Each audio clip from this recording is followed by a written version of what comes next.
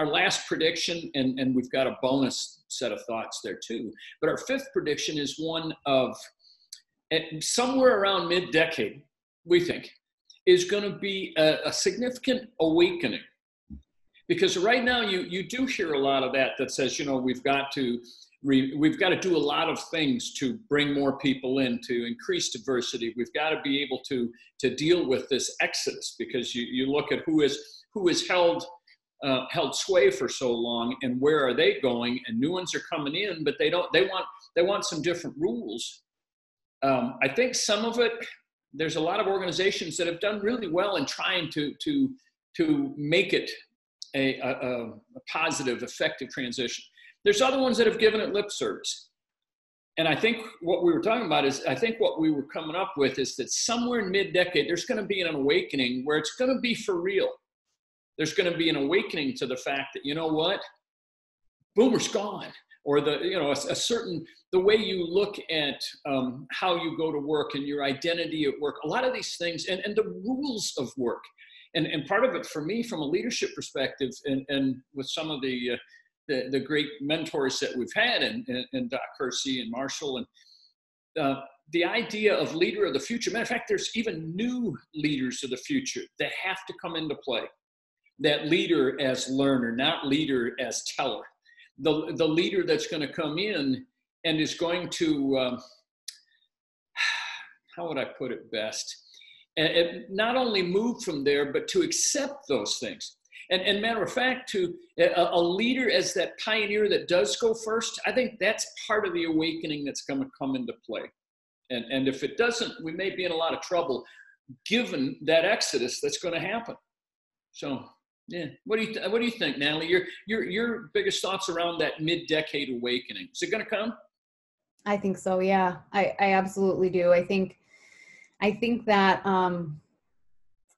as the awakening, as the shift happens, it's both personal ego and the ego of the company is going to take a hit.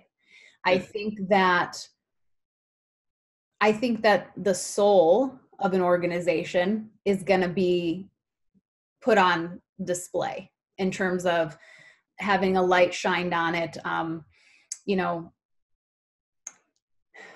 That people are going to recognize more than ever that there are choices in where they work and where they go.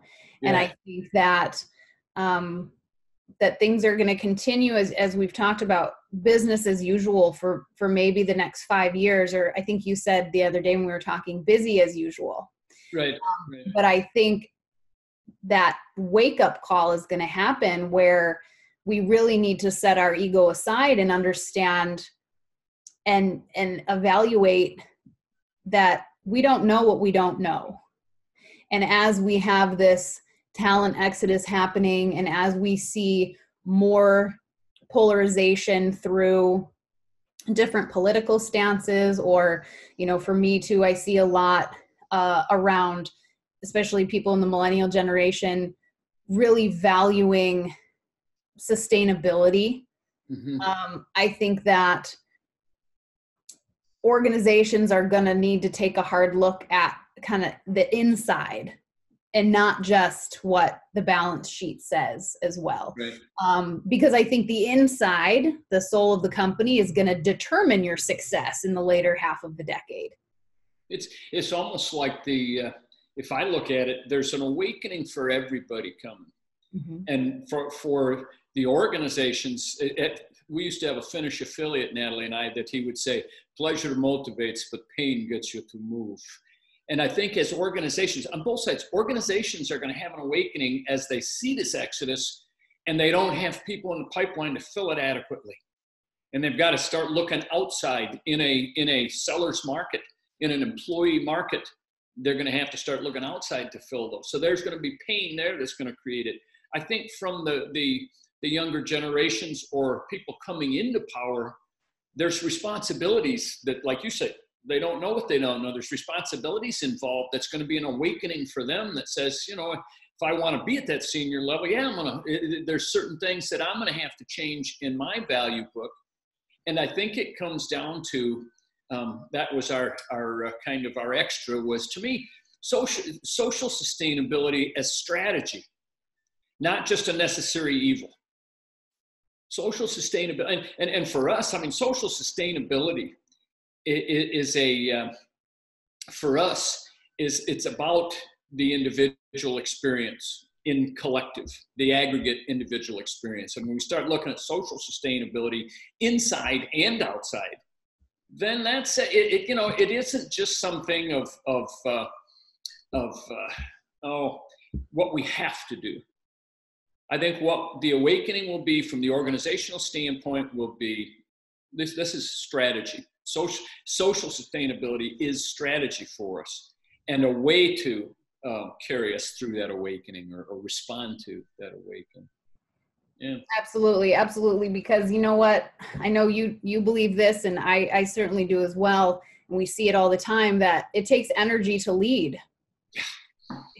And if you don't invest in it, if you don't guard it, you're going to lose it. That doesn't just appear out of nowhere. And I bring that up now because some of that is important to discuss for organizations as far as social sustainability. You know, right now, the emphasis has been on economic and environmental sustainability first. And we're starting to understand a little bit more, you know, what does social sustainability really even mean? And as you said, the sustainability as a strategy, both internally to make sure that the well-being of your workforce is taken care of, that you have healthy and safe and cared for employees working for you, because I think people want to work for an organization that makes them feel valued, especially where I live and where I've been working. A lot of the organizations are dealing with a lot of retention and turnover issues. And the thing I see most glaringly obvious is that, you know, if you create an environment people want to be a part of, and an environment where they feel cared for and safe and everything else, they're going to want to stay, and they're going to suggest other people come work for you too, as you look at needing to draw different talent into the workforce. Right. And then also, you know, we've seen it with the companies, and there aren't a ton of them, but with the companies that do put social sustainability first, they continue to be leaders in their market. You know, especially, you know, Patagonia, REI, those are just a couple that come to mind as far as putting social and economic and environmental sustainability first. They value relationships, they value their social impact, and they continue to see that their results grow as a result. And it's really hard to measure. So we get a little bit scared of that. Again, with the ego, we get a little uncomfortable with the unknown and the ambiguity of how this is really going to impact things. And for companies trying it for the first time, you know, being willing to fail a little bit. Nobody gets it perfect or right the first time. But when you are putting yourself out there, when you are truly investing in that social sustainability, you will see change. You will see the organization gaining ground. And I think over time, and what we've talked about is that your brand reputation, both from a social impact standpoint as well as an employee impact standpoint, it's going to start affecting your reputation as an organization. And ultimately, I believe toward the end of the decade, your success as an organization as well. Numbers. Yeah. I think too, what has happened is so many of us have gotten accustomed to, in different times. Say we have the back, 11 years ago, 12 years ago, with 2008 and 2009, where you had an economic drop. Then everybody says, all right, our focus is on results, on making sure we survive, making sure we become more viable. We have to change who we are. I think the same thing's happening, even though the numbers are good. And like I mentioned about pain, in the last 12 to 14 months, there's been 3 individuals that I've worked with in a coaching relationship that have left the organization they were in. And it was a win. It was a win for them. It was a win for the organization, because there was problems.